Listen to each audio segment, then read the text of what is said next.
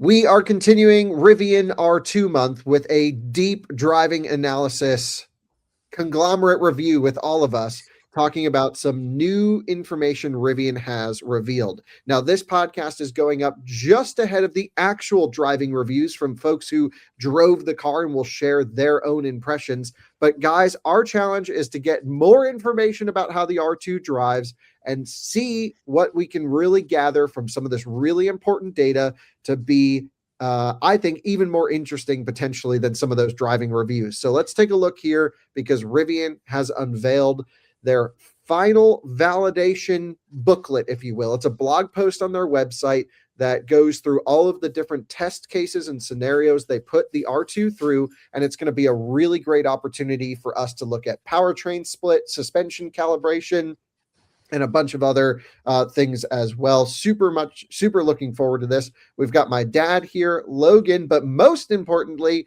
it's Tijmen's first video back since he broke his neck. How you feeling, dude? I'm doing pretty good. I can finally go through the days without the brace on, but still have to wear it at night. Okay, but you're getting some sleep, I hope? Yep, I'm getting like an average of 5, so we're getting somewhere. Okay, just maybe it'll make you a little less grumpy as time goes on. Logan joins me as well. Logan, just like Tijmen, huge driving enthusiast. What do you think about R2 so far, dude? Yeah, so excited as we all are. Every time we get more information, just, got to hop right on it. Really excited to get into this episode because R2 is such an important car for all of us. And I'm hoping that it's tuned for the driver in most of us on this channel. And Dad, I brought you along because you actually own sort of a high performance competitor to the R2. You own a Porsche Macan EV, which is going to be quite a bit more expensive than the R2, of course, but has that sort of sporting edge that, Rivian was known for in the R1. You also have owned Ioniq 5, Model Y, ID4, and everything in between. So you're a really good customer, like bring it back down to earth as to like kind of what a normal person would do with their car. Yeah, and I think a lot of the masses are very sort of like a lot of people that you wouldn't think would be interested in getting an SUV EV are. Like Katie, my daughter, your sister, she's like hot for this car for some reason. And, it's kind of an interesting thing. She's been sort of anti-EV, but there's something special about this particular vehicle that's got her eye. So I want to hear your analysis from these videos, which I think will be super interesting. I'm happy to chime in however I can, though. Yeah, and I think Coleton might be joining us in a bit as well because this is on his short list as well. And we're all like waiting with bated breath on, will this charge well? Will this have good range? And will it drive well? I think we can all agree it looks awesome. Like the design of it's cool. The material's cool. It's got the right image. It's got the right price point, assuming it starts at $45,000 and doesn't push much more than $60,000. And Coleton actually just popped in right here. Hey, Coleton, how's it going? We just started. And we're all just sharing a little bit about, okay, what do we think about R2 initially? Have you had a chance to look at this blog post yet, dude? Yeah, I did. It looks pretty spicy. That's my initial impression as well, too. That's like a great sign because ultimately when you're engineering a car, and especially a car that has to do so much, a lot of car companies end up putting a ton of technology in their vehicle. So that's what Rivian did with their R1 initially. They put in this insane suspension and powertrain system that allows the car to completely stiffen up with almost like zero roll whatsoever, like 100% roll stiffness. They can slam the thing all the way down to the bump stops, and it can drift and it can rip around a track and it can do amazing things. And then that same vehicle with a few different toggles on a touch screen can raise up to huge ground clearance. It can back off the sway bars because they're hydraulically linked to basically allow for full wheel droop. And then it can literally go crawl and do some of the craziest and hardest trails out there, not just roads, but trails. And that's one of the magical things about the R1 is just the spider web of capability is insane in every direction. Now, of course, the cost associated with putting that in the vehicle is insane. But what it does do is it means no matter the driving style, no matter what you're trying to do with the vehicle, you'll find a setting that you like, and you'll find a setting that fits the driving purpose. And I think that's why the R1 has really captured the hearts of so many drivers, including me. I mean, it's just, you never get into a situation where it never feels comfortable. That's an expensive product, starting at $70,000 for the R1T. This is going to have to start at just a little more than half of that. And Rivian had to take all that fancy trickery out of this vehicle. We already know for sure that there's no fancy sway bars. This uses metal sway bars with one setting. We already know there's no air suspension. It uses just a coilover spring. It will have probably a frequency response damper, although we don't know for sure. And I don't even think it's going to have adaptive dampers, maybe on the higher end one as a setting. But Coleton, do you think this thing is going to get electronic dampers? I don't know. That'd be interesting to see. I mean, one thing I've always been concerned about with Rivian suspension, and Kyle can speak to this better than I can, is just the overall reliability of air suspension. It's not it's not if it fails, it's when it fails. So I think this, from a service point of view and customers wanting to get into this is a big benefit here. Yeah, I'd be curious to know. I kind of bet they will go adaptive damper on this. I really do think they will. Yeah, I bet they're going to strip down the standard model, that $45,000 starting price, to have no adaptive damper and single motor and a small battery. But like we speculated on in a previous video on this channel, and also that out of spec reviews video I posted yesterday talking about the R2 versus its competitor base, we all will know for sure in a couple hours after this video goes live with some of the reviewers that are driving this. But we can pretty much be sure that it's going to be long range, all wheel drive, probably with a performance software dual motor launching at first. That's what we're expecting. And that's what all of this footage is indicating here as well, based off of how we're analyzing it. So I think, just the last thing we should do before we go into this is go back to my dad's point, which is, who are the type of people buying this car? It is going to be primarily not an overlanding rig. This is not an off-roader. This is a daily driver that needs to be able to get to the light off-road campsite, like that dirt road campsite, maybe in a national park, but you're not going to be wheeling this thing down trails. That's not the point. You're not going to be probably ripping around on a racetrack. That's not the point. It's just, its scope of work is so much more focused to street driving and maybe dirt roads and the occasional sand and snow. Like, it's still going to probably be one of the most capable soft rotors, if you will, compared to Model Y and ID4 and Ioniq 5 and Mustang Mach-E, and the list goes on. Because it is going to have some good ground clearance, but it's not a rock crawler and it's not a track car. So instantly you can just take down a lot of that complexity and make it do well. And then you have to say, how's it going to ride? Do you want to give it a sportier feel, which would maybe impact daily ride quality? Or do you really want to relax this thing out, which is probably the right decision for most people?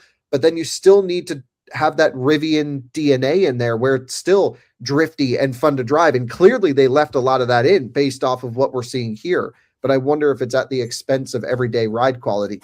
We'll be able to tell throughout this test. So Logan, before we get into anything you'd like to add about sort of that initial attribute decision-making process that Rivian has to go through to set this thing up? Yeah, so before we jump in, I would say something that I want to mention is, I think, Subaru is a great brand to bring up when we talk about R2. The car that comes to mind would probably be the Forester. I think this is kind of the demographic they're targeting, which is, not super high cost, but a vehicle that you pay up for in some senses, for, that little bit of feature rich, things for the off-roady market, but not so much that it's compromised in daily driving. As we get into it, I think we'll see, how it'll stack up against something like that. But I think that's kind of the target market, is that, either the person that literally never takes it off road and just likes to kind of think they do, or the person who genuinely does take it off, a washboard road, and want it to perform slightly better than your average road car. Yeah, and Tijmen, you made the point before the podcast. I'll let you share it now, but I think it was a really good point.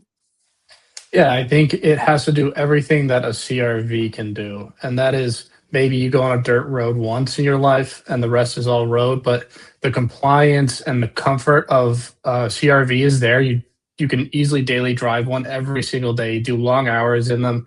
I've done it. My fiance has one, and it's a true consumer vehicle that does this job perfectly. And I hope that's what the R2 is. Yeah, we're a group of enthusiasts hoping they didn't compromise too much on the daily comfort to make it super sporty or super, performancy in a sense. This just needs to be a really nice daily driver for people with the fun put in there if they can. And it looks like they can. So one of the things that we can pretty much be sure. Can I add Go a ahead, couple of things? I actually saw this vehicle in person a year, almost and a half ago at Electrify Expo out on Long Island. They had it there, and a prototype, obviously, and it was without a doubt the most popular car at the entire show. The people that were crawling around in this thing were families and kids, and you could see the dream of the type of person that was really interested in this vehicle. It was an attainable Rivian. In other words, R1 at the time, T. I don't even know if the R1S was out. I think it was, but that was sort of a halo product that maybe they couldn't attain, but this was. And there was a dream going on there, which I thought was very real in the eyes of a lot of people that I spoke with. Aesthetically, it looked fine, looked cute. They wouldn't open the back, which was weird. But that's number one. The other point is that with the variability of all of the adjustable suspension components you talked about earlier in the R1T, the decision that they have to make, because you don't have, air suspension and all of the variability that would go into a more complex suspension. My guess is that, Tijmen, you're spot on, the way that they're going to, maybe a little harder core than a CRV or a RAV4, maybe just a little bit tuned, a little bit more aggressively for that. But I think they're going to tune this. The decision is probably going to be more of that on-roady type feeling. Now, I'll be interested to see from these videos, Kyle, your analysis of that. Have they done that, or have they gone a little bit more hardcore, so we can get into it? But I just wanted to share those thoughts with you. Yeah, thanks, Dad. So we can all be pretty sure that the Rivian R2 is going to be using multiple drive modes. And in this car, they're certainly going to affect less than the R1. What they're able to do with drive mode selection is they'll be able to first adjust the powertrain torque split, the base torque split between the front and rear motor. And we're going to assume that everything we're talking about here is the long range, probably mid 90 kilowatt hour pack dual motor performance variant. That's going to give you the unlock of the motors, and it's going to give you the big battery. That's probably what they're going to launch with. That's what the rumors are all pointing to. So that's probably going to be where the rear axle is the stronger one. You'll have a pusher on the back that's really going to spin this thing up with a slightly detuned front motor. That's how I would do it. Now in the R1, the dual motors are actually very closely matched, which makes it drive a little bit too neutral for my liking in the dual motor. I prefer juicier motors on the rear, but I think we're going to have the stronger motor on the back in this, potentially. Definitely, regardless of the actual maximum power output of the motors, the drive modes can target a rear motor to work as hard as it can first, and then it can blend in the front. Or if you want more stability, you can actually target even a little bit more on the front than the rear to make the car less likely to get upset. So just having that adjustment capability with drive modes is going to really alter the vehicle behavior. And so what we're looking at here in terms of the R2 doing this figure 8 slide is likely not in the default key up setting. This is probably in some sort of sport or rally mode that we're looking at here, because we can see an extreme push on the rear axle as they throw it into this corner. But what I'm also able to notice here, Logan, is that as they steer into the turn, you can almost make out what the front tires are doing. As they're turning in and adding accelerator pedal, the computers know, hey, we're trying to get this thing turned. So we're going to push as hard as we can on the rear axle, get yaw into the vehicle. And then once you reach your desired yaw rate, which is your slide angle, you'll come across center. You'll start feeding the wheel back like you're drifting. And if you start going across center, most all-wheel drive systems, BMWs are known for this, Rivian's known for this in their other cars, they'll start pulling on the front axle to stabilize out that yaw motion. And rather than doing yaw damping with actual brakes to catch a slide, while you're on the throttle, you can pull yourself out of a slide with the front motor. And I can see that working really well here. The one thing I will say is it's not super powerful in the rear axle. You can definitely tell he's having to turn into these corners a little bit more than you would have as in an R1 in rally mode or drift mode, for example. You can see a big input there and steering and then get the car out again. But I think this is going to be a really fun, nicely tuned product. And Rivian, and I'll let you guys go here in a second, but Rivian just filed a patent recently for their driveline controls that when you're in a slip situation, when you lose sort of tire lockup with the ground, if you will, when you're spinning your tires, the accelerator pedal changes its job. It changes its job from a torque output where you're saying, give me more power or less power. It changes to give me more or less slip. So what you're doing then is you're changing slip targets front and rear axle relative to the wheel speed and the mu of the surface. So essentially, the stronger the surface, the grippier the surface, you'll actually want a little bit less of a slip all the way up or more of a slip, depending on how much throttle application you're giving it. And in the sand, you'll definitely want to have a lot more wheel speed happening there, but also a lot less torque output. So that really completely will be adjustable based on slip targets on the accelerator pedal. That's going to be really cool. That came as an over-the-air update to the rest of the lineup, and you can kind of see that working here. So as we evaluate this, Coleton, you want to tell us kind of what you're thinking about what you're watching dynamically in this figure 8? Well, I mean, first off, it looks fun, which I think is kind of the DNA of Rivian, to actually be able to go out and enjoy the vehicle and, throw it around. Like, it's unbelievable what R1T and R1S can do at such a big package that you can just hoon around and have fun, and then also be in its natural habitat at Whole Foods. Now, I think all of us can probably agree R2 here is going to aim more towards that Whole Foods mentality type, daily driving characteristics, things like that. But I still bet they're going to go pretty hardcore here for sure.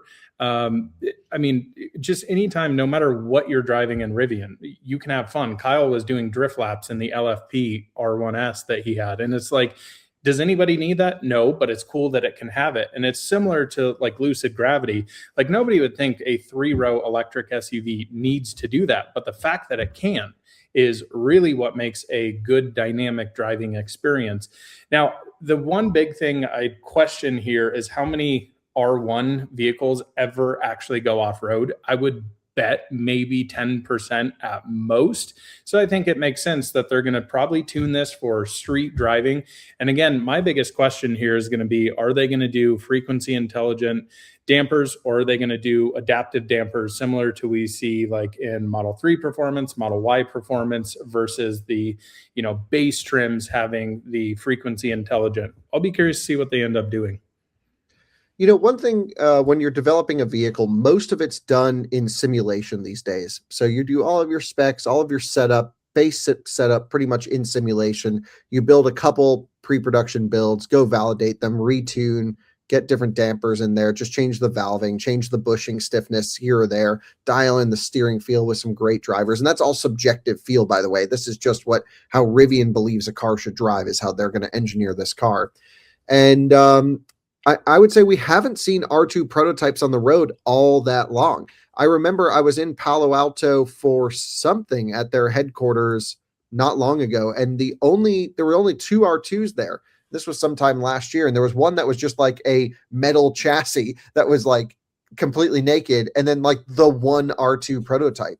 And then here we are at series production. Like a traditional automotive development cycle would be years of testing prototypes before it went in. And so Rivian's gone through and they've done most of it in simulation. Clearly, they then took their vehicles and they're running them through accelerated mileage accumulation testing, which is very common in the industry. There's certain drive cycles, certain bumps that you can hit that will be like, okay, run this road 700 times. That's equivalent to 300,000 miles of use on the vehicle.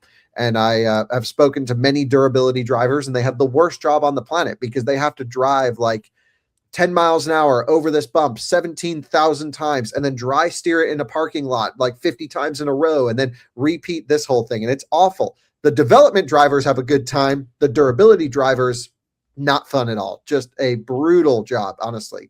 And so what Rivian is saying here is they've driven this vehicle in the scorching heat, bitter cold, soft sand, deep water with max towing and much more. And the production is around the corner. and the R2 has officially entered final validation, which means the setup is pretty much locked. They're going to do just that final rounds of tests, the final rounds of initial drives that we're going to see right after this, and then series production will start almost immediately. So that's the story here, guys. And what we're seeing here is them probably out in Moab. Coleton, Tijmen, what do you think? Moab? Yeah, or Arizona somewhere, but most likely Moab because it's easy and there's a bunch of trails.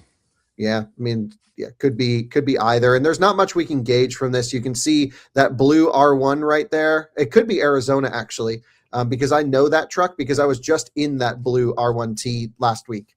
That exact one, and I was ripping it around the dunes with some of the development engineers at Rivian, and that will come in a future video from our King of the Hammers experience.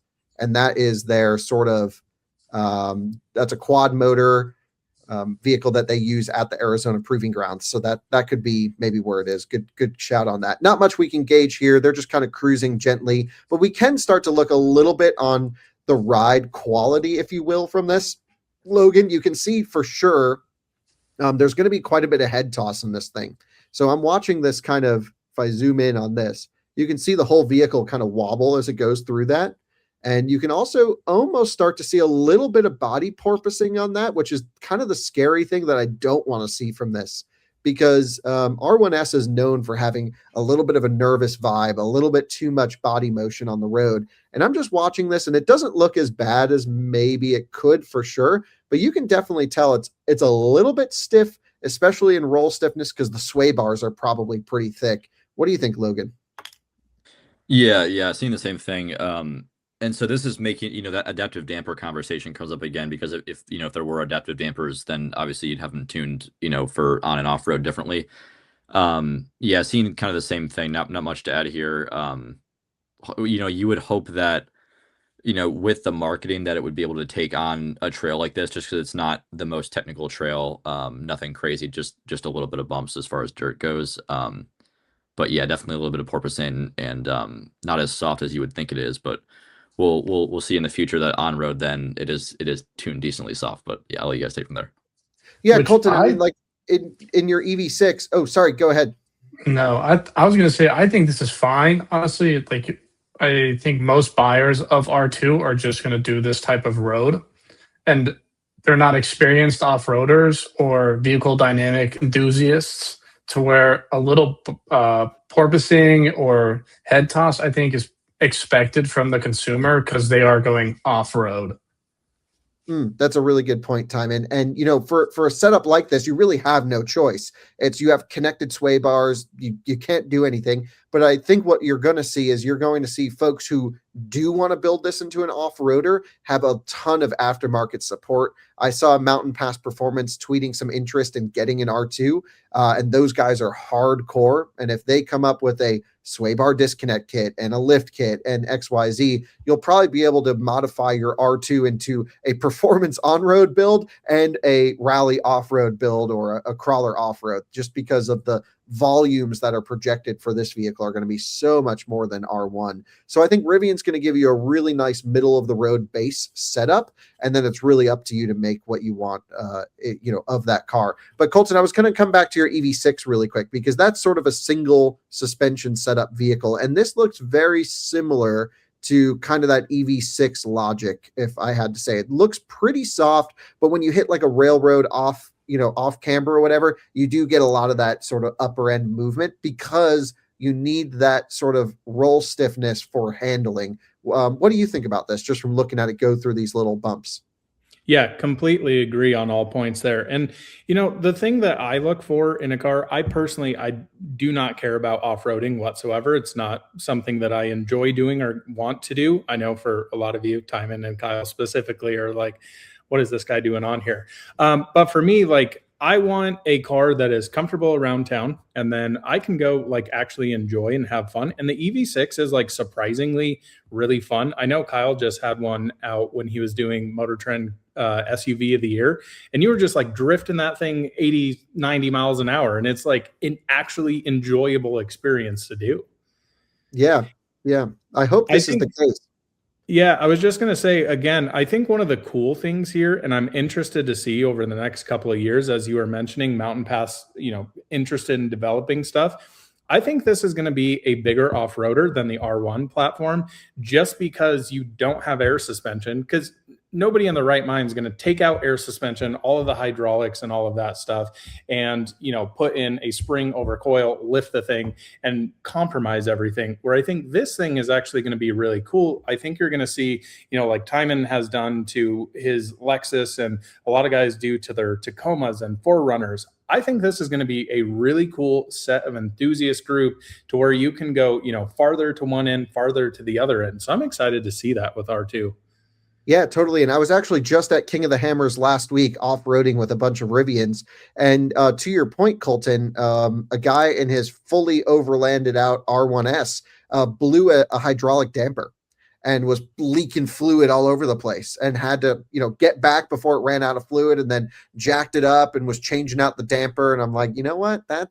It's amazing what capability it unlocks, but it's also kind of that scary thing in the back of your head where you're like, I hope this complicated system doesn't fail. And sometimes just having tried and true suspension works. You can see here, Rivian says, we've tested every aspect of the vehicle to ensure it performs both as a daily driver and as a vehicle that will take you off the beaten path. And that is from Peter Jacobson, Sr., Director, Global Test and Development. Now, this is the question I have. How much time has Rivian spent testing in the real world validation builds rather than in simulation? It seems like a lot less than the traditional car company stuff. Now, Dad, when you were a year and a half ago taking a look at that Rivian at Electrify Expo, that wasn't like a driver. That was just the white display car, right? Yeah, exactly. I don't know if they flatbedded it in, and I don't know if it actually moved. It was just on their lot in It the moved, Rivian. but like very, very slow. It had like refrigerator motors or something, like it wasn't Maybe like a something like fully that, but they wouldn't let us open the frunk or the trunk.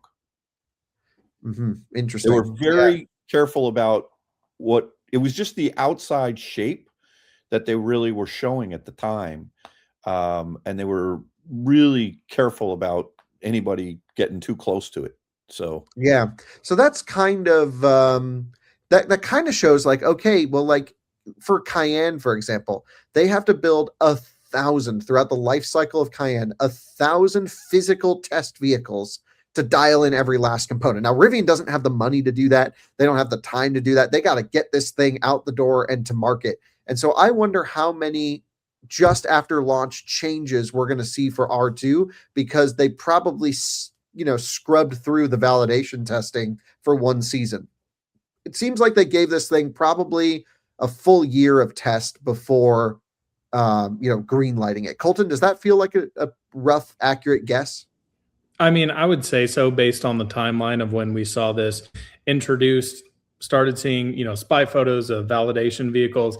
And it's funny you brought up that point with Porsche and the Cayenne. I was thinking that as Dave was talking there, and it's really interesting to see these new manufacturers, how small their validation is. And when you told me when we were talking about new Cayenne, I was like, they made 1,000 of these things to, put them in every single different part of the world to make sure they can work there and work properly.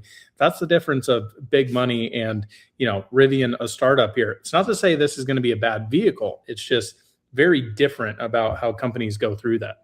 Hey, Tijmen, remember, Tijmen, when you and I were at the launch of the Bolt down in Charlotte, and we went to the NASCAR that testing that was site. The Blazer SS you were there. Blazer SS, sorry, yeah, and we went to the test facility where the NASCAR drivers could actually dial in and drive any track they wanted. It's like the point I'm trying to make is the technology is there now to be able to not build 1,000 vehicles in order to put them in all the different corners of the world. Like that one NASCAR driver we saw, he was like, all right, bring me out to Vegas turn number 3. And then he was like, all right, I want to go to Talladega turn number 2. And they could work on whatever they wanted. Kyle's driven one of those. It's the same Ford Performance full motion. But there's still an element of separation between that and actual driving, which is why you still see all these manufacturers going out in the real world and testing how a car handles. Yeah, Yeah. because the last thing you want to have happen is a VinFast moment where it starts doing a burnout with creep torque going up a hill. Watch a previous video on this channel. Yeah. And that's Yeah. what I can't wait to test with this R2. I'm most interested to see, like, as soon as we get one, we've got our own proving grounds, and I've got a lot of time. And we are going to be trying to pick this thing apart left and right to try and help Rivian make a better product. Of course, we're going to share what we find along the way, but like they've got to know what's coming. They've got to know what reviewers are going to do with this thing. And it's got to be dialed in. They have no excuse for this thing. It's got to be a good product. The whole company rides on this vehicle. Now, speaking of that, Logan, I'm just watching this thing haul ass through this little chicane right here. This is a really tough corner because it is, sort of sloping to the outside of the corner, really inducing a lot of weight to get off of the inside tire there. And it looks like the weight is low to the ground. It looks stable. And I'm seeing no body oscillation, no porpoise. It's actually looking unbelievably stable through here. What's your impression looking at this, Logan? Yeah, so this is like it's not the biggest steering angle, and so I think that's like the strong suit here. And we'll see later that with steering angle it gets a little bit soft, but here, um, over that over that hill, I think extremely good for a car that's not necessarily marketed as like some track car. Looks confidence inspiring and fun to the point where you would want to push it over like like a canyon back road, I would say. Totally agree right there. It looks awesome. So they say every R2 in our development fleet accumulates tens of thousands of miles. From Death Valley to Fairbanks, from Atlantic to Pacific, we've driven R2 relentlessly through the harshest conditions imaginable. Now, the big standoff to me on this is it sounds like they've done all of their validation only in the US,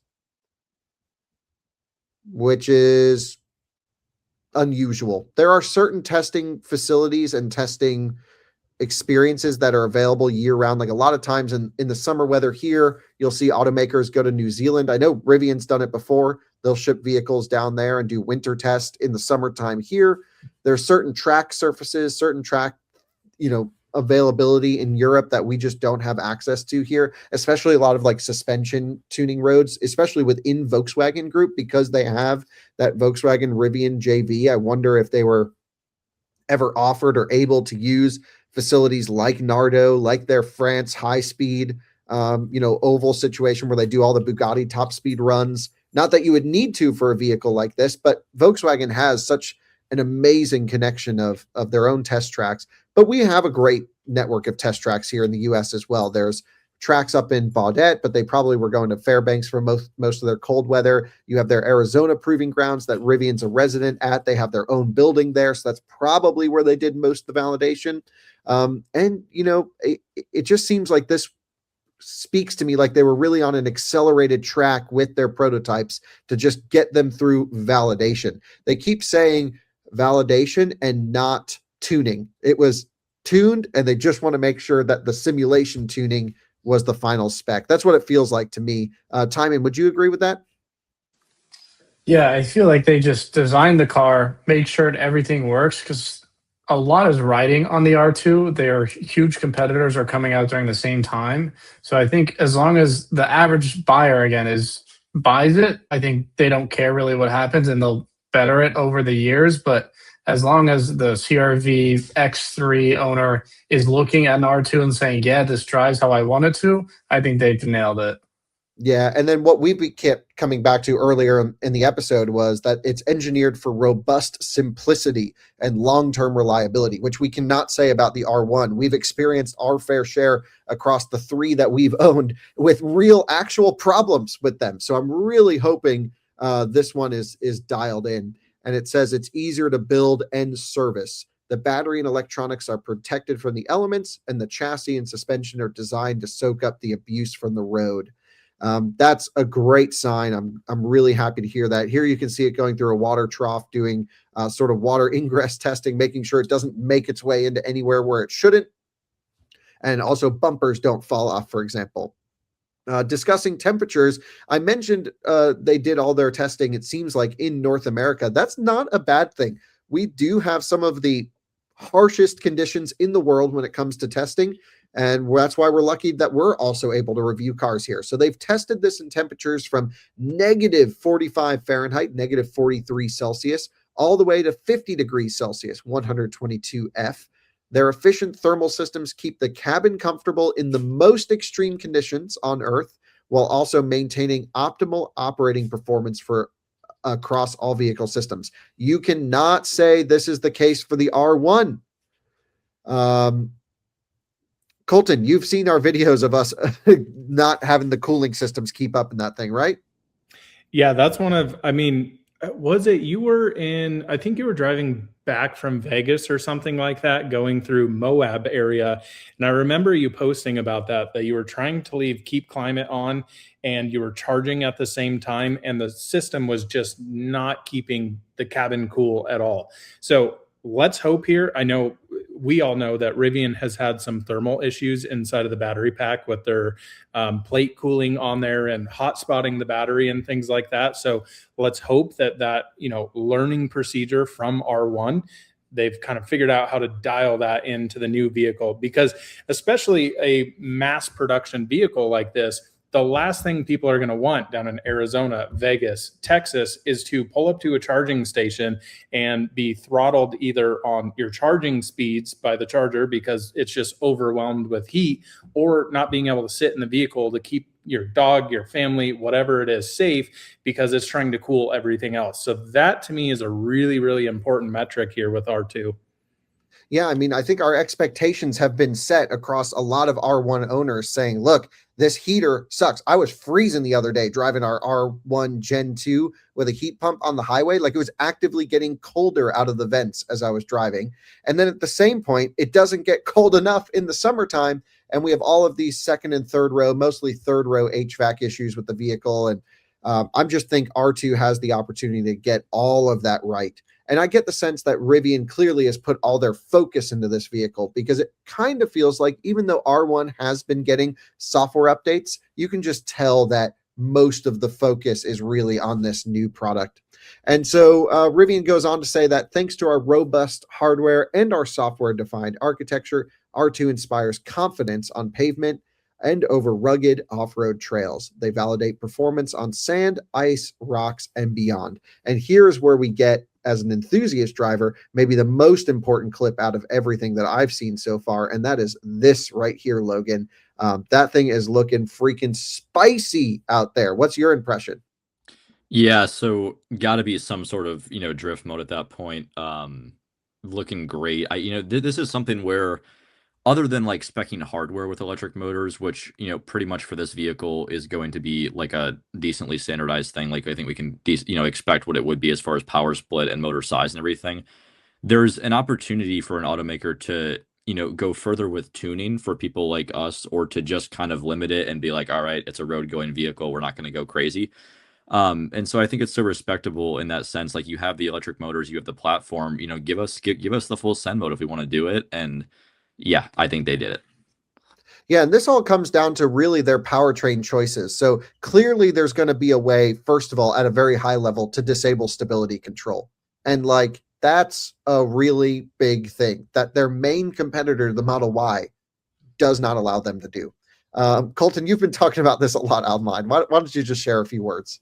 I don't know. It just drives me nuts. Like, Tesla comes out here, makes a performance vehicle, and you can't even turn traction control off or stability control totally off. Like, my EV6, I can do that, and it'll spin, front wheels to 120 miles an hour doing just a 4-wheel drive burnout on snow. And like, Model Y performance, 500 plus horsepower, can't do any of that. But meanwhile, Model 3 performance is an absolute riot to take on track in canyons.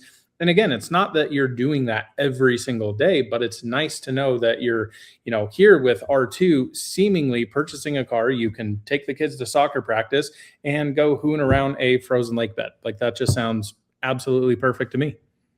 Yeah, and I'm watching the powertrain split here, and it's looking super rear biased, and you can watch that right there. Big power output on the rear axle. So you can tell the driver's kind of doing this with the accelerator pedal, throttle off, throttle off. They haven't really got it totally into the groove, or there's a changing surface condition there, and they're able to maintain that rear axle in a yaw state by just jamming the accelerator pedal down. And right here, you'll see the snow shoot out, boom. And that is just all controlled by the accelerator pedal. And that is all just music to my ears. That's everything we want, because what this is telling me is it's telling me the car is letting the driver do what they want. And always in a case like this, especially with 2 electric motors, you never have all the systems off. There are systems there controlling front to rear wheel slip. There's all the systems there controlling even wheel slip. In a sense, they're doing slip targets based off of the perceived vehicle speed over the ground. It's really difficult tuning to do, but this is the stuff that Rivian has learned through the R1 development process that can easily be transferred down to R2. And that makes it so much better for the end customer that really does want to use their vehicle to the extremes, which is going to be a lot of R2 owners. They will be pushing their cars out there. And it just goes to show that, yes, they care about the enthusiast. They're making sure you can have fun. Stability control is off. Traction control is off. They have good slip target control software in there. This is going to be an absolute blast. So, Dad, you have been sliding around with me quite a bit my whole life. Is this something you would look forward to maybe in your car, or is Model Y Performance, where they just give you the reduced mode, you don't even get track mode anymore? Is that okay for your likings? Because obviously I want to hear your perspective. Totally different than all of us just wanting to slide around. Yeah, I mean, look, so that day when we took my Model 3 out on the track and you scared the heck out of me, I really did appreciate all of the ability to control that vehicle. I don't, it doesn't surprise me, Coleton, that they didn't actually put even track mode on the Model Y Performance, because I think it's more of a straight line 0 to 60 in under 3.5 second type car, where no one's really going to take it on a track like perhaps a Model 3 they would. And so I think that I think it's probably for the masses. You know, you've got marketing people and you've got engineers. And I think just in Tesla's case, they probably got that right. Now, Coleton, I will never see you buying a performance Model Y. That's for sure. I might, right, someday, because it's probably okay for me. In the sense of this vehicle, it sounds to me, and I'm learning as I'm listening to all of your everyone's comments here, it sounds like they're giving a little bit more spice to this car than perhaps maybe we thought. So, like, can you do what they're doing here in a CRV, Tijmen? You could, but you're more likely to end into a tree or a ditch in a CRV than an R2. You'd Right. have a lot more front wheel drive bias in a CRV, even if it's an all wheel drive one. So you'd be having to force the car probably by turning right in this case, forcing it to keep turning, and just hoping the rear axle can come and push you around. Where clearly this is very rear powertrain bias compared Right. to a RAV4 or something like that. So I'll just leave you with this is that Rivian has a brand sort of image that needs to be upheld. And what the last thing I think they want to do is bring out a car in this R2 that is saying, it's a poser, right? So they need to give it enough legitimate capability without necessarily having all of the crazy variability that's built into the R1 chassis, suspension, air suspension, and all of that. And from these videos and listening to what you're saying, it seems as though they've made design choices in how they put this vehicle together, because what is in the vehicle is what you're going to get. You're not going to be able to change it like you can with the R1T. So those decisions seem like they're skewed more towards the adventure enthusiast than perhaps the CRV, I'm just going to the soccer practice. And I think that's probably the right decision. How they got it right, we'll see once we're able to drive it. But from these images and just your analysis and listening to it, it seems like that's maybe they nailed that. Yeah, it seems like they're doing all the right things here. And I mean, the benefit of having two individual motors and having two pretty powerful individual motors, if I had to guess, is you can change the entire character of the vehicle based off of the preset drive mode. So when you go to their all-purpose or whatever they're going to call the normal daily drive mode, it's probably going to target a pretty close to 50-50 split.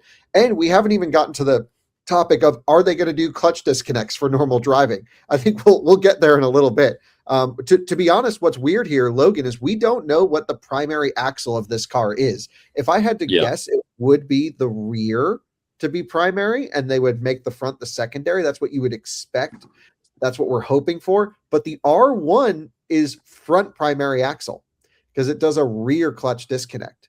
And so it drives around front wheel drive all the time. Even though the rear motor is the stronger one, that's the secondary drive unit, which is weird and awkward and pisses all the dual motor Rivian owners off because it's always dynamic clutch disconnecting and the power is coming from the wrong axle. We know why they did that. It's for efficiency with regen, with high amount of regen, they can still do all that, but list goes on and on. Anyway, Tijmen, sand dunes. You've had some experience driving in the sand. I was just out in the desert too. This is where you need a huge amount of wheel slip to climb some of those hills like you're seeing there. But you can also tell that suspension-wise, there's not that much travel in this thing. It's looking a little bit weak sauce for something like this. What's your impression? Yeah, I mean, given they're going from air suspension to springs, it's a lot of weight to deal with. And to get that 100% perfect for on-road to sand to trails is almost impossible. To have it to where it's ideal in all situations. But from looking in this video, it definitely looks like the rear motor is doing 90% of the work, which could be just the mode they're in. But at least it's capable of doing this. Like Dave said, it needs to have that Rivian touch. Otherwise, I think they'd lose a big market. Yeah, I think part of the reason we all like driving Rivians, and we've all driven Rivians, is the kind of fun underlying sporty character. It's not that refined Porsche precision or the, BMW, maybe I've been doing this for 50 years. It's like a completely new type of character where it is a little bit lacking on the absolute fine tuning of everything, but you're also in these giant SUVs and pickup trucks absolutely sending it and having the time of your life. And I think with R2, they may really have the opportunity to set the actual tone of what the company's vehicles will drive like, especially with R3 coming later, a smaller, more nimble, fun to drive version that we're all excited for, but we're not going to talk about that till we get closer. But it's cool to know they at least tested it out in the dunes. This is kind of interesting because what we don't know at the time of this recording, and we will find out very soon, is the actual EPA range numbers for the vehicle. Now, this is a typical Aerodynamics lab with, fully vehicle in the loop where the wheels and tires are spinning, and you can get a really cool aero profile of the total vehicle. It honestly looks kind of ugly here. I don't know. Coleton, do you like the way that looks right there? I think it looks great. I love myself a big boxy SUV though. One thing I'm noticing here, it very much looks like that windshield is raked way back compared to R1. Yes. So I'm really curious to see range numbers and efficiency. Rivian has never been known for having the most efficient vehicles. They're not horrendous, but definitely it'll be interesting to see how this comes out to be. Yeah, I think it's fair to say that we're not going to see anywhere close to 400 miles on this car. I'm not expecting that. But I'm expecting low to mid, maybe 300 mile range. And I think Tijmen, maybe you made the point earlier, just needs to do 300 miles on the EPA cycle, and people will feel comfortable with that. There's probably going to be, like we've speculated in other shows, two batteries, a small battery and a large battery, maybe around, at least according to a better route planner that Rivian owns, the stated battery capacities are 75 and 95 kilowatt hours. We've discussed that in another episode. And I think it looks pretty interesting here, but we know for sure, just based off the aero profile alone, this is not going to be as efficient as the Model Y. Any input there, Logan? Yeah, I think overall efficiency, for a Rivian owner is not the focus. It's just the ultimate range number. But obviously that efficiency, plays into the range, and we only have a limited, amount of capacity to play with. But yeah, I think like from an actual demographic perspective of somebody who buys the car, it's if it hits 300, we're good to go. If for some reason this is like, oh yeah, we got EPA 210, like that would be, an emergency, like, oh my gosh, type situation. But if they can hit that number, we're good to go. Here we have a quote from Max Koff, who says, our R2 development fleet has performed incredibly well through our testing, better than we ever expected, perhaps leading to an accelerating testing cycle. It has improved performance and reliability across the board. Customers are going to really benefit from it, which is exactly our goal. And that's what we want to hear. We want to hear that this thing is rock solid. We're not going to have annoying warnings pop up. We're not going to have half shaft ticking and clunking, which drives me nuts on the Gen 1s. We're not going to have thermal systems that can't keep up with basic conditions seen here on planet Earth that have been known for hundreds of years. It's just going to work reliably like you would expect from any large automaker producing a vehicle. And by the way, let's give Rivian some credit. A lot of automakers that are known for building very good cars have built pretty terrible electric cars over the years that don't work.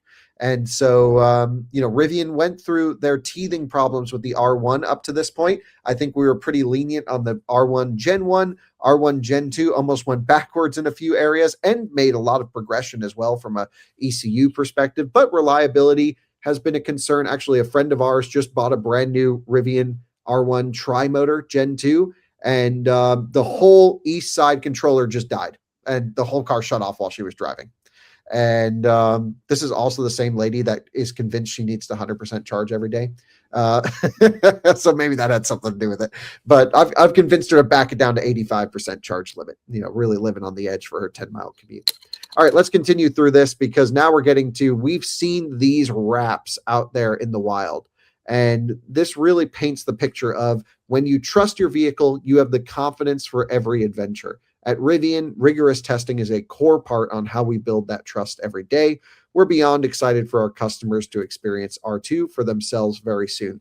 I love how much they're leaning into the fact that, go out, go adventure, go rip on this thing. It should hold up for a long time. I mean, Tijmen, you have potentially the most dependable vehicle of all time. It's basically a Land Cruiser Prado, a Lexus GX.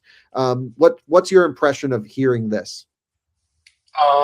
Compared to R1, I think it's a major step forward to where you want that adventure aspect. And this is where the springs come in, the dual motor as well, with the testing in the temperatures. I think it allows the customer to be like, oh, I can do a 5-hour long trail, camp at the end of it, and make it back, and not actually have to worry about, oh, is my airbag going to leak? Is my air compressor going to work in the rear? No, because it's overheating and all this other things, to where they took out a bunch, but I think it adds a bunch to Rivian as a company and as an adventure-seeking company. Yeah, Dad, what do you think about this sort of less is more mentality? Yeah, that's exactly what I was going to say. And me being a less is more kind of guy, right, Kyle? But all kidding aside, that's exactly right. Yes. All kidding aside, when things are more simple, is that the right way to say it? Simpler. There's a lot of, I think, confidence that there's less to go wrong. And so, look, they've delivered something here from these videos that 90+% of the time you're going to be on the road, and then you're going to have that confidence to know that, like when you walk into the Rivian store, a Rivian showroom, you're walking into an environment that paints a picture that go out, see the woods, go out on the trails, and do that with confidence. And I think they've nailed the image from a marketing standpoint. Now, the challenge is going to be to ensure that this car does not let that image down. And from what I've seen in these pictures today in your analysis, I don't think they have. Now, we won't know for sure until, you drive it and you see it. But Tijmen, it's like you say, air suspensions, right? I can't remember. Remember, Kyle, back in the day, I had that Range Rover, and you come out to it in the morning and would just slam down. It was like, what the hell did we do buying this thing? You know, it's Like just a something. Rivian R1 sometimes. Yeah, I Yeah, I mean, mean, but even for myself, the GX came with rear air suspension. That's the first thing I took out after a week of owning it. I got springs right away because I knew I was going to off road it and beat on it, and no one really wants to do that with air suspension. yeah. So it's just going to be there's less to think about, less to worry about, more reliability, just because of the inherent design being simplistic. All right, and so you know, and you look at the price point. This thing, 45 grand for the rear wheel drive when that comes out. That's a you know, it's the shape's going to be the same. Who's going to know the difference whether or not it's rear wheel drive or dual motor? So I think you're going to get a lot of people that are going to stretch for this puppy, and I think it's exciting. So hopefully it's everything that they've shown it to be here, and it'll be, you know, I'll be curious to see how it is. There's two use cases I want to discuss that we haven't yet. The first is sort of what we haven't seen, and I'm a little concerned that we haven't seen it, is like a rock crawl scenario. Not in the sense of like, can it actually have the ground clearance to do some real Moabby stuff? But I'm talking about like what happens when a wheel gets in the air. Logan, I think we can be pretty sure that this is not going to have mechanical lockers. They will not put mechanical lockers on the R1, and I keep asking. So pretty sure it's going to have brake-based torque vectoring. And if you're going to do a brake-based torque vectoring or a simulated locking differential or limited slip through the braking system, Rivian's done a really good job of it. We've had Scott's dual motor R1S out in Moab. Tijmen, you were there for that. It did a really good job of doing some pretty tough trails. What do you think about Rivian's brake-based torque vectoring system, Tijmen? I mean, I think it's fine. It works, but it's just the motor cogging that we see with Gen 1 and Gen 2 R1s. I don't think we're ever going to see, besides maybe you, an R2 lifting a wheel. And that's not its intent. Its intent is to do like chicken corners in Moab or Switzerland Trail in Colorado, to where you can make it to a nice, beautiful campsite and still enjoy, have this cool vehicle, and then live your life, go to the mall, do whatever. And I think that's where the brake-based torque vectoring and the non-locker is perfectly fine. Yeah, I 100% agree with you. I don't expect to see a locker in here. I don't think it would help much without a big suspension change. Like if they did an off-road variant specifically for this, that's the only time I would expect to look for something like this. But I guess the question is, when it comes to the braking system that we're not sure of, Logan, is it going to have sort of one box braking system, which is like a brake-by-wire, but then like a plunger that can push through, or is it going to be a hydraulic setup like the R1 is? I think they have an opportunity to go to like a brake-by-wire setup here, which could then back off a lot of the off-throttle regen, which a lot of customers take a minute to get used to. I love Rivian regen because it's so strong, but then you could blend it on the brake pedal. Do you think they're going to keep it hydraulic, or did they spend the time to do a brake-by-wire system here? If I had to guess, I think with development time, I would say they probably kept it traditional. I did want to just say, though, you know, I can't really speculate too much on that, but as far as, I don't think this is on the website, but on the Instagram, I just pulled up this clip because I thought I saw it earlier. There's a short, I don't know if you could pull it up or not, Kyle, but they do show brake-based vectoring on rock crawling at the 13.5-second mark on the Instagram post. You know, like I think all of us can say lockers were probably never in the equation, especially when you look at R1. You know, now that this is a even more stripped down vehicle for the price point, you wouldn't see lockers, you know, in any vehicle at this price point, except for like a maybe super stripped down Wrangler. But as Kyle pulls this up here, just kind of what I'm seeing on my end is a pretty damn good brake-based torque vectoring system on the rear. And so we'll see here, you see a lot of rear driver side wheel slip, and then you see that brake clamp down and push torque over and get it up that obstacle, which is exactly what you'd want to see with R2. It's just, you know, that onward. Like lost in Instagram over here. I know you guys are joining me for this, but how do I just go search for Rivian? I guess this, I don't know what I'm logging into, what account this is. So is it going to be this one right here then, Logan? Yes, it is. Yeah. So I don't think we can fast forward, but a bit into the video, you'll see the driver rear wheel going up rocks, and it'll have that wheel slip moment, and then it's going to grab the brake. Okay. Oh, here we go. Oh, yeah. Great. I think it almost, we can't go back frame by frame, but that's freaking awesome. So, we would just expect to see something like that. That's the sort of maximum that an R2 owner is going to be doing with their vehicle. And I'm sure they just took the R1 calibration and copy and pasted it. This is the exact scenario to do front rear biasing, but then also left right biasing. Yeah, there's a big wheel flare, and then it almost looks like it doesn't even grab brake. It looks like it just grabs traction on that rock right there. So I'm not sure that's like the best case of it, but yeah, definitely cool to see that happening right there. So then the last final thing that we should get to is this right here, which is this image where they have the outriggers on the vehicle and they're simulating an off accelerator pedal emergency swerve maneuver. So you'll watch this is a common industry maneuver to do. You'll come off the accelerator pedal, you'll see the regen lights come on, but they're not touching the brake pedal, if I had to guess. And they're basically hard right, hard left, completely loading up that passenger front tire. You can almost see the rear come up there. And this is where it actually looks a little bit out of sorts. Maybe the worst we've seen the R2 so far, in the sense where there's a big body motion on the initial and then a big snap to the other side, where then it probably does a little bit of just yaw damping on that front passenger brake. And it almost looks like the body has a weird little hop or an oscillation to it. And the first gen Macan is really known for being like a hopping vehicle, but many vehicles do this when they're just a little bit soft and you get them on a super high mu surface and you get them a little out of sorts. You just get these big body motions that have got to be settled down by the ESP systems.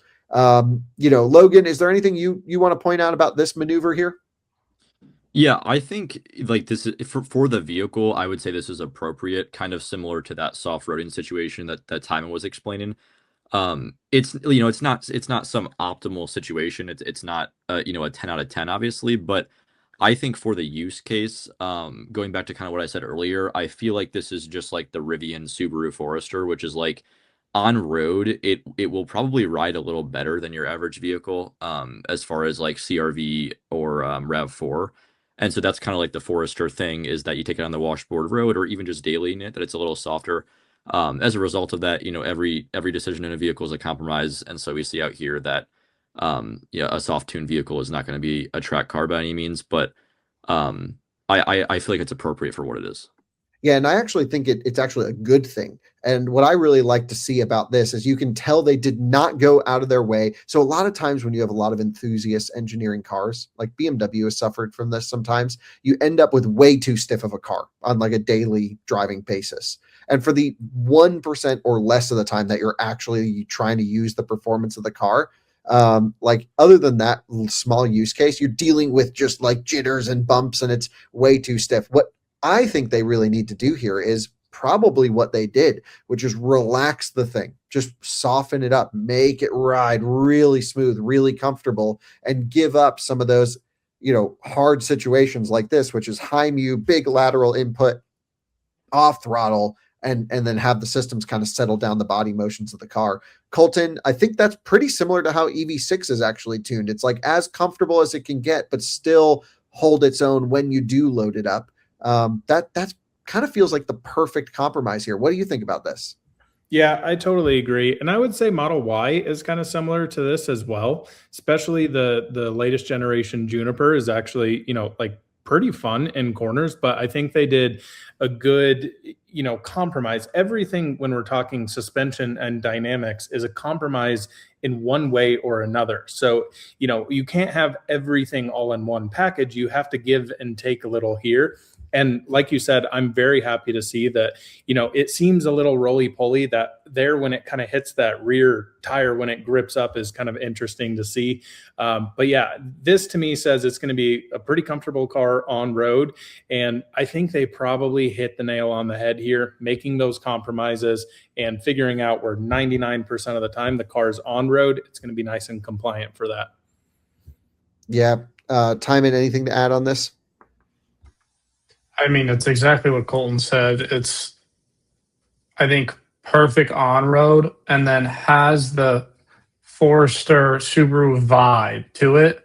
to where it's like, oh yeah, let's go on a hike that's 3 miles off road, but still has that BMW-esque fast, sporty drivetrain to where like you can still have some fun on the back road while still maintaining comfortability. Yeah, and I think ultimately what we've learned here, Dad, is that this is probably primarily set up for good on-road driving dynamics. It's probably going to feel like a fairly long wheelbase for the size of the car. It's probably going to feel pretty settled down. It's probably going to ride pretty soft. It's probably going to have very similar throttle pedal tuning to the R1s, which is kind of a long pedal where you really got to get into it. And in the all-purpose mode, if I had to guess, it's going to be very neutral and not very understeery, not very oversteery, but clearly there are modes to make this thing party if you want to party. And I think that is probably the perfect setup for this, with a little bit of off-road capability in there as well as the fun drifty stuff. To me, it just seems like it's kind of the perfect package for the size, considering 99% of the time you're just driving this thing to Starbucks and to the store. And we're just specifically talking driving dynamics, not charging or anything like that. But Dad, what's your impression? Yeah, look, they're going to sell a ton of these. Every car has an image, and think about what Katie's driving now, Kyle. She's got a Jeep Wrangler 4xe, and Jeep people are very loyal people, right? They put the ducks on the dashboard and they envision themselves going in these crazy off-road situations because they've got this capable Jeep that does all this stuff, and yet it rides kind of crappy on the road, right? And it does a lot of things that are just terrible, and it's not reliable. And I mean, she's had 3 recalls on the thing, but she's a Jeep girl. And look at where her head is. She's now thinking, because she leased it, she's like, Dad, do you think I should get an R2? I really like what that vehicle kind of portrays. And the Jeep image of being able to take it off road, if Rivian can maintain after people drive it in the reviews and it becomes that CRV RAV4, even Forester to the next level, but yet it's a heck of a lot better on-road dynamics where 99% of the time you're going to drive it, they're going to sell a heck of a lot of these vehicles. And for someone like Katie to say, I would step out of a Jeep and have that first entry, not only into Rivian, which she puts up on a pedestal, but it's also going to be her first pure EV, right? That's capturing a new audience. And so I think they're going to sell a ton of these, especially if it drives as well as these images show right here. Doesn't have to be super hardcore, but Tijmen, your point earlier about modifying these because the systems are so simple in the suspension, then you can have that sort of mod crowd to go out and, like you get with the aftermarket guys in the Jeep, because you're not going to do that with an R1T or an R1S, but you could do that with this. That's a whole nother level of aftermarket, third market providers and what have you. So I think this thing's got some potential. Yeah, I think so as well. I'm so excited for it. And ultimately, you're right. It really does come down to the image of the vehicle. And out of its competitive set, which is Model Y, iX3, EX60, and GLC electric, more on the premium side, this is the only one of the entire bunch in this sort of mid-size crossover electric thing that has like real off-road or real adventure, I should say, not necessarily off-road kind of styling and cred and testing in these scenarios. I guess there's like Mach-E Rally and Ioniq 5 XRT, but even those feel a little bit less capable than what I'm expecting from this. Coleton, what do you think? Would you agree with that? Yeah, completely agree. Especially when you start comparing it to, EX60 and iX3. I think this is going to be, again, that's Rivian's whole thing, is that, as Kyle has always talked about with Rivian, that spider web of capability, not just, an on-roader that can take a dirt road. Like we're seeing here, you can actually go have fun with this thing. And clearly this is going to be, well more adapt in off-road environments than, Model Y, all of the other competitors. Even, Mach-E Rally is, not really an off-roader, nor is the XRT for that means. It's literally, lift it up an inch and throw some, knobby tires on it and call it a day. They're still cool cars, but this is definitely more aimed at a different crowd. And again, adventurous forever, Rivian's kind of tagline. I think they are delivering on exactly what the brand image and exactly what they were going for here. Yeah, and I think that image, that capability, and clearly watching this thing drive around is going to help offset a lot of the expected poor charging and maybe not the best range that we're going to see. I think like even I would give up the compromise of like extreme fast charging for much better driving dynamics, because we all know the Volvo EX60, you can't turn off stability control, for example. Like even if you get the cross country with the lifted thing and air suspension, like you still only get ESC Sport. For me, not interested. Like I like to slide cars around. With this, you're going to be able to slide it, drive it, do whatever you need to do with it. And it looks like it's going to be really comfortable on the daily, which I'm very excited for. So if anything, this blog post has got me so much more excited about the Rivian R2. And y'all should stay tuned, because we're going to be watching all the reviews alongside with you guys. And we'll have some roundup coverage later on today, actually talking about and reading between the lines of all the reviews that are launching after this episode goes live. So then we'll really know for sure, hey, are our predictions correct? Did we do a better job reviewing the R2 than they did in this episode?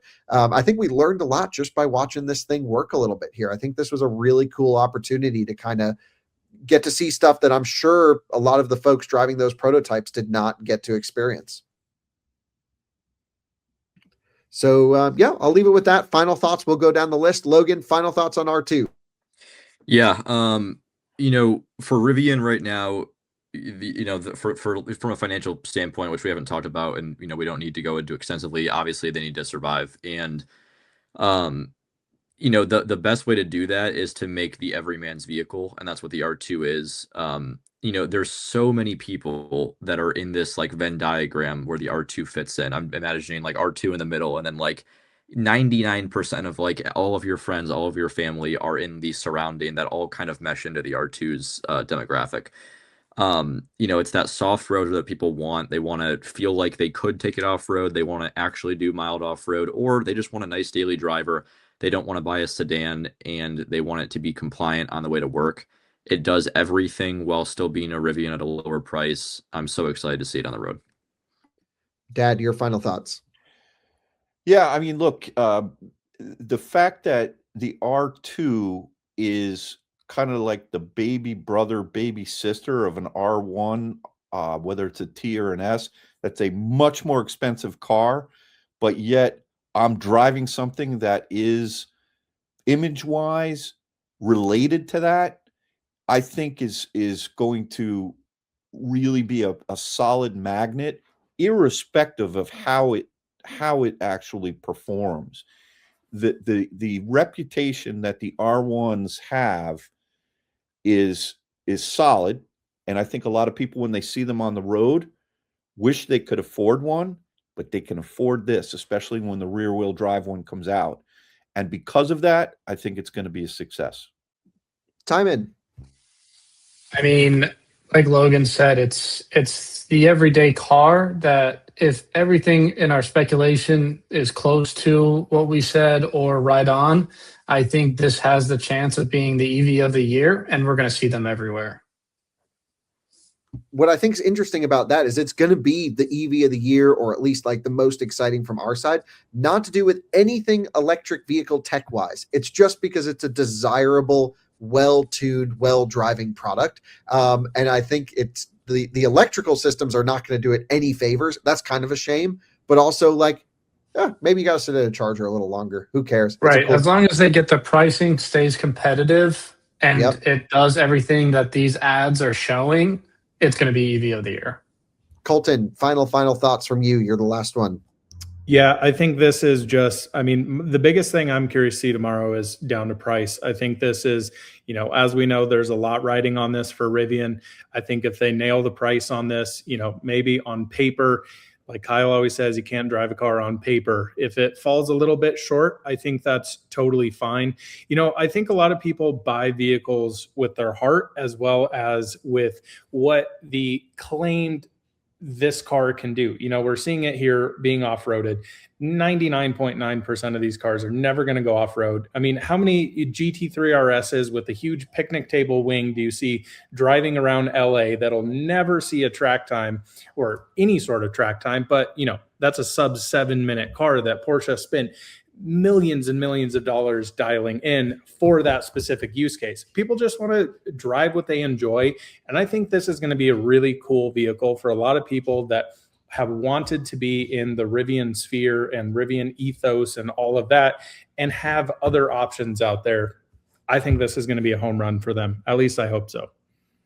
I'm in agreement with all of you guys. I think we're kind of saying like, it just needs to hold its own. It just needs to be a little bit better than a Forester or RAV4 or CRV in terms of ride quality and feel. The target buyer for this car is not a chassis engineering nerd type driver. It just needs to get down the road and not do anything alarming. It can't upset you as a driver. It can't have any, wheel lockups or wheel flares or anything dangerous. It just needs to be competent and reasonably well tuned. And as long as there's no reason not to purchase it because it can drive or because of the driving dynamics, then they've accomplished their job here. The fact that the R1 had, especially the R1T, had such an amazing suspension system and tuning proves Rivian knows what they're doing. They kind of missed it on R1S.